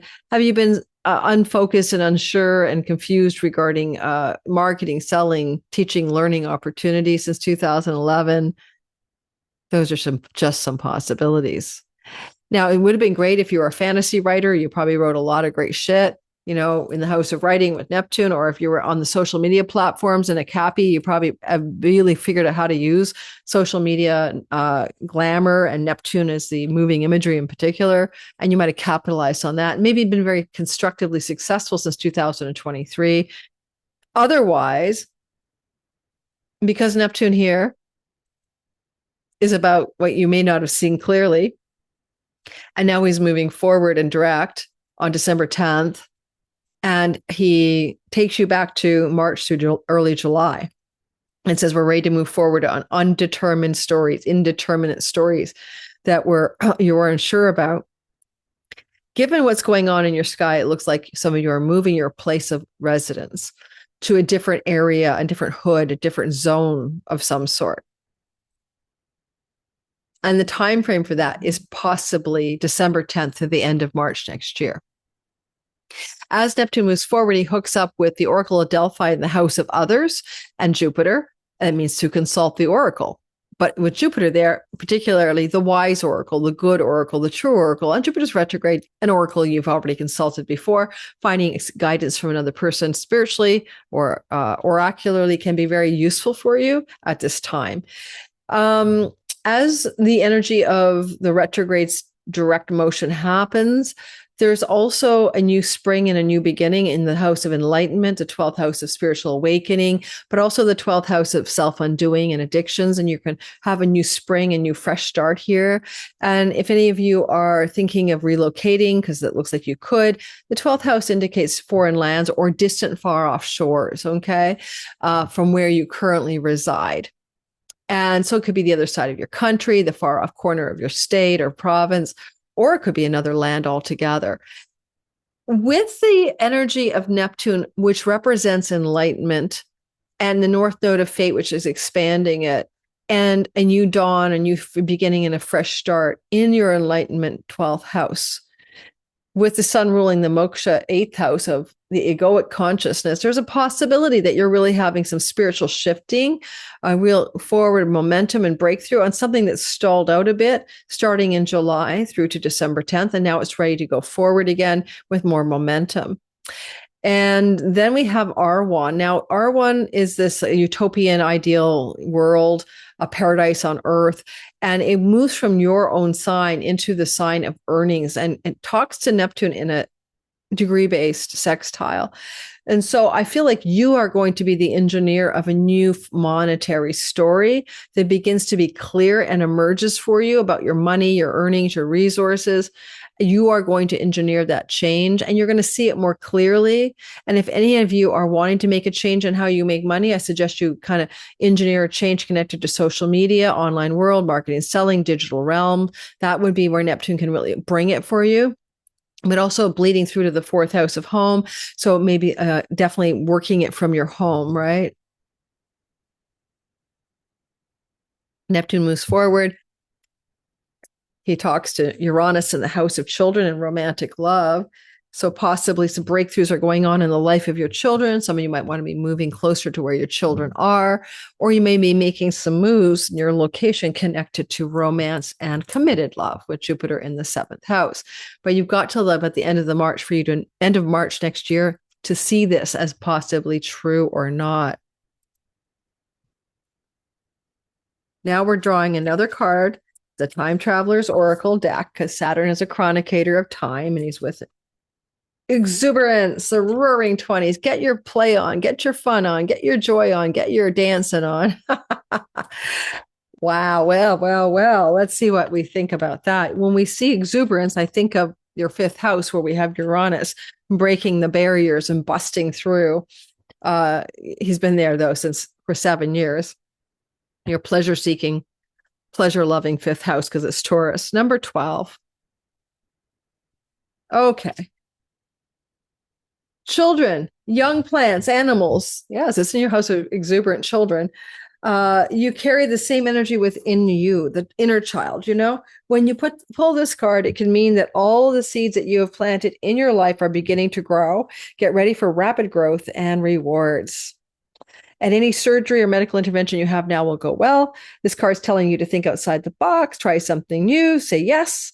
And when a new opportunity knocks, don't say no. If you have a chance to do public speaking, say yes. Talk. People will love you. It's an interesting placement for you to be like a roaring 20s exuberant energy, right? Let me know how that goes for you, because you guys tend to be more like conservative and staid because you're a Capricorn. Like you're not exactly, a jumping jack of frivolity for the most part. Let's move us into me, Aquarius rising. I'm one of you. How are we dealing with life, guys, with that Pluto transit? So Aquarius, folks, is a story here. I think it's kind of interesting that we have been dealing with confusion, delusion, and illusion. Get rich quick schemes, anyone in your 2nd house of money, earnings, and resources? You could have got swindled. You could have made bad decisions. You might have been fogged out about how to deal with your money. Although ultimately Neptune wants you to be creative, artistic, or spiritual with how you make money. And since 2011, you've been dealing with that story. Technically speaking, connected to your 12th house since 1989, which allows for you to have massive spiritual breakthroughs, but also connection to money from distant lands and shores. In the meantime, as Neptune is heading direct, he is flowing to the Oracle of Delphi. Now, don't forget, it's in the intro. You've tried to get some mojo forward here. You knew what you're going to do with your money story and your earnings story. You had a handle on it. You were pretty sure anyway, March, April, May, June. And then July 4th, you had to pull back and rethink it. And now you're ready to go forward again on the money stuff. However, as he goes forward, Neptune is like flowing to the workhouse Jupiter with the asteroid Oracle of Delphi. Well, this is your own house of work. So your own job livelihood says use more oracular Delphic powers in order for you to succeed, prosper, and increase your gains. And I think that's very true for me. I think I'll do more just plain old psychic stuff on my channel than I normally do, but whatever. And then we have Mercury, of course, in the 10th house flowing to the direct motion Neptune, which simply says it's back to your career. Are you going to speak as the oracle in the 10th house? I want like channel 2 books, Coming Age of Miracles and the Way of Miracles. Maybe I should publish the darn things. Whatever. It's that vibe, channeling, oracular guidance. Bring some of that to the table in your work. This is a direct motion Neptune that really wants you as well to have a new spring and a fresh start in your career gains itself. The dreams, hopes, and wishes you have for your career, your 11th house, the windfalls that you can have in your life financially, and a fresh start from a windfall. Someone might have a windfall coming in the months that follow through to March, and that could lead to a fresh start in your reality about money, life, and career and work. But on the other hand, a fresh start in the dreams and goals you have for your career, a fresh new beginning and a new spring, and how you make the money, the ways in which you earn money. Certainly with Venus there as a flowering new beginning, it looks to me like you could also be coming into some new level of influence or power or celebrity or social circles that support a new beginning in your work.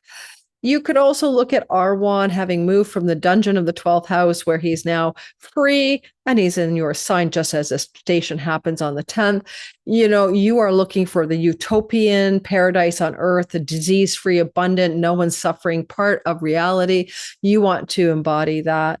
As a sun, it's your career Aquarius. As a rising, it's your identity in the simulation. And as a moon, it's about your emotions and your home and bringing that utopian ideal into your realm of reality. And it can be that you can do that, but likely because Neptune will cross into the 3rd house next year, some of that will express through writing, teaching, selling, marketing. Some of you will change your home and it will be a surprise. You won't expect it. And this could happen by the end of March, that you know why you're changing your home. Possibly it's a rental property, but whatever it is, it's going to happen quickly. And it can be quite exciting and exhilarating, and might have a bit of a utopian and paradisical nature. You might be moving to your dream home, whatever that is, with Taurus in your 4th house. It's going to have land, flowers, places to put your feet on the earth, to grow something. Those are features. I certainly would love that, but I'm in a lease until June 1st. But if I found a place by March, I would probably try to straddle it or get out of my lease. And I do love where I'm at. I've come to peace with my sirens wailing.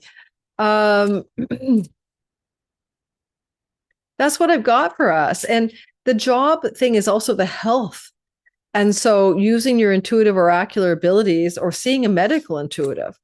Oh, goodness gracious, for dietary habits and changes, because Neptune going direct can help you find the dream dietary habit path ahead. And Neptune with Saturn says it's definitely about letting go of the addictions, and consulting a medical intuitive or oracular guidance around dietary habits, lifestyle, could be very useful for any Aquarians working on those things as well. Alrighty, now let's go ahead and draw a card from the Time Traveler's Oracle for my fellow Aquarians and see what we got. And we have, whoa, we're moving, eh? There's a ship. We have to have courage. Vikings in the New World. Vikings in the New World. When Neptune and Saturn join February 20th in our 3rd house, I've often seen the 3rd house and the 4th house both be very connected to lodgings and domicile changes. So we'll see. This is the 8th card. 8th card? Oh, yeah, it is. That's my life path number. I'm an 8. Alrighty. There are times to hold back and deliberate about life and times to move forward with passion, power, and daringness. If there's something that you wanted to say or act upon, this card signals it's time to go forward. Don't back down, face your fears, act on your impulse now, and success will follow. Being courageous doesn't mean that you are not at all afraid. There are no certainties about the outcomes, but being willing to leap and take a risk and step forward anyway, you may be on the verge of a massive breakthrough. Be resolute in honoring your truth and speak up for yourself. Live your passion. Live with passion. As a warrior of light, you must step beyond self-imposed limitations to be a way shower for others.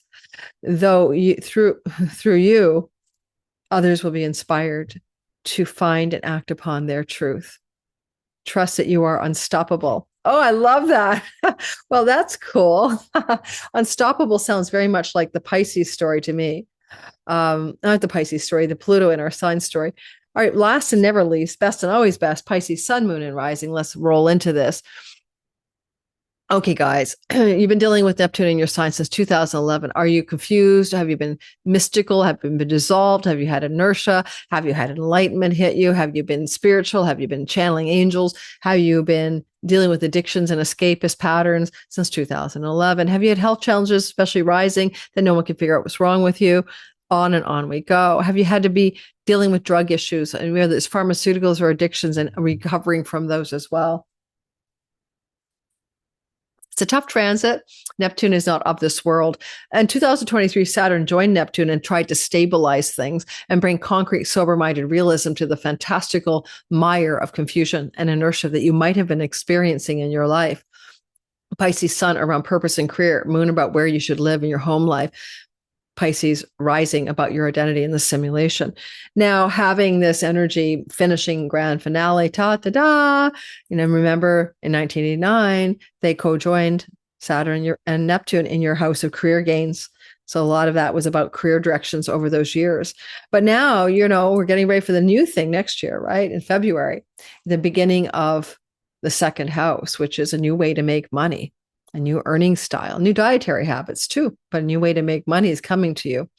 And you're finishing up all of the confusion that you've been going through. I want you to go back March, April, May, June, July. Then by July 4th, you're like, I'm so confused. I thought I was going in this direction in my life. That can involve the direction about where you live, what career path you're supposed to take, and who you're in romantic, long-term committed love with. Because Neptune's looking at the romance house, and you've been looking at romantic partnerships through the filter of rose-colored glasses on and off since 2011, but also through spiritual path, enlightenment energy.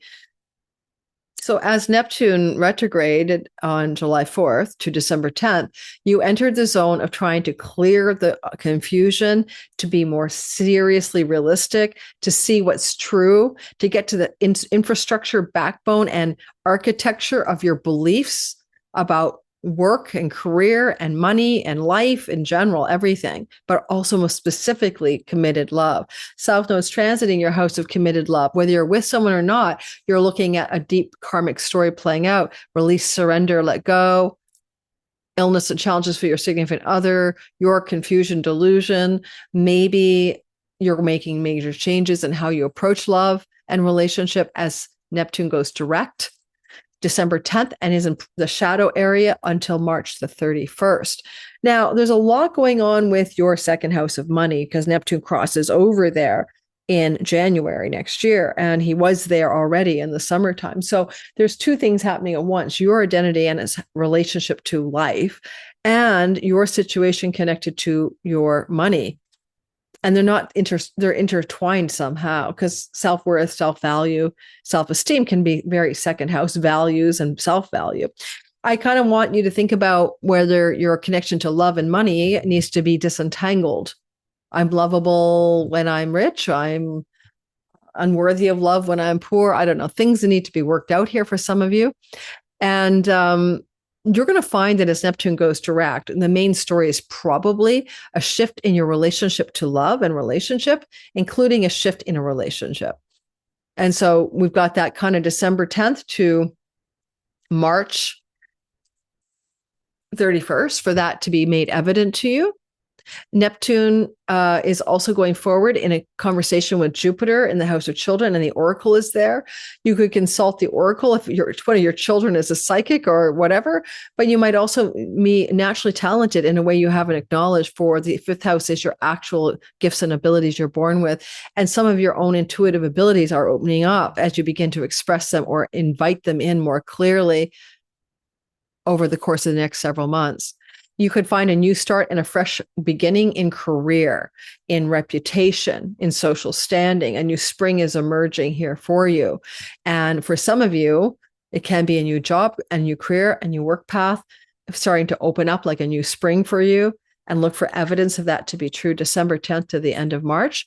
Arawn, this utopian, beautiful energy, has entered into your enlightenment house, but also distant shores and far off places after leaving your 11th. And so there's this new vibe here too about you're kind of wanting to see this utopian realm develop as it connects maybe to your money, because that's where Neptune's really headed. And the paradise of Arawn, a disease-free, healthy, abundant world with no illnesses. Everyone has food. You might carry that into the type of work you're going to do next, to bring that kind of a better world to the world, in some way, aspiring to do that to some degree. Mercury is flowing to the forward momentum from the 9th house, and Mercury rules your domicile where you live. Some of you may be changing your home based on this sky. And if you do, you may be doing that based on the word foreign places, foreign lands, foreign shores, distant lands. And it may also can be a change of home connected to children or to love and romantic partnerships. Now, what we're going to do is draw a card for you from the Time Traveler's Oracle deck, and let's get rolling. You need to have strength, like Joan of Arc. I'm finding these cards have, even though I've shuffled, repeated themselves over and over again, and you can't make this stuff up. You really cannot make this stuff up. Really. All right, let's make it a nutshell, guys. We tend to think strength is an outer display of power, but it's silent and it's deep. It comes when you are willing to stand your ground, speak your truth, even if others disagree with you. If you draw this card, those around you are unsupportive. The message is to hold your ground, step up, speak up. Your strength will give others more strength. This card can suggest that those around you need strength so you can support them, but don't be afraid to share with others in need. There is a wellspring of power within you, Pisces. Angels are beside you, supporting you and loving you. Angels, oh yeah. This may be a sign that you need, because Mercury is in your house of dreams at night, flowing. So pay attention to your dreams at night. He's in the house of angels. Pay attention to your dreams at night. This may be a sign that you need to move into a quiet strength rather than loudly demand your rights. Be still and quietly hold fast. Consider building up your physical strength as well. Time to do a little weight training. All right. I don't have an outro today because I have a client next, but please consider coming to my class that I'm going to teach on psychic development. The date will be, and the very nominal price will be in the description box. I teach a lot of free stuff, guys. And sometimes they say, how about tipping me? And no one tips me. So I put a lot of energy into creating classes. So I'll probably say like it's $10. Come aboard. I'll see you there. Ciao, ciao.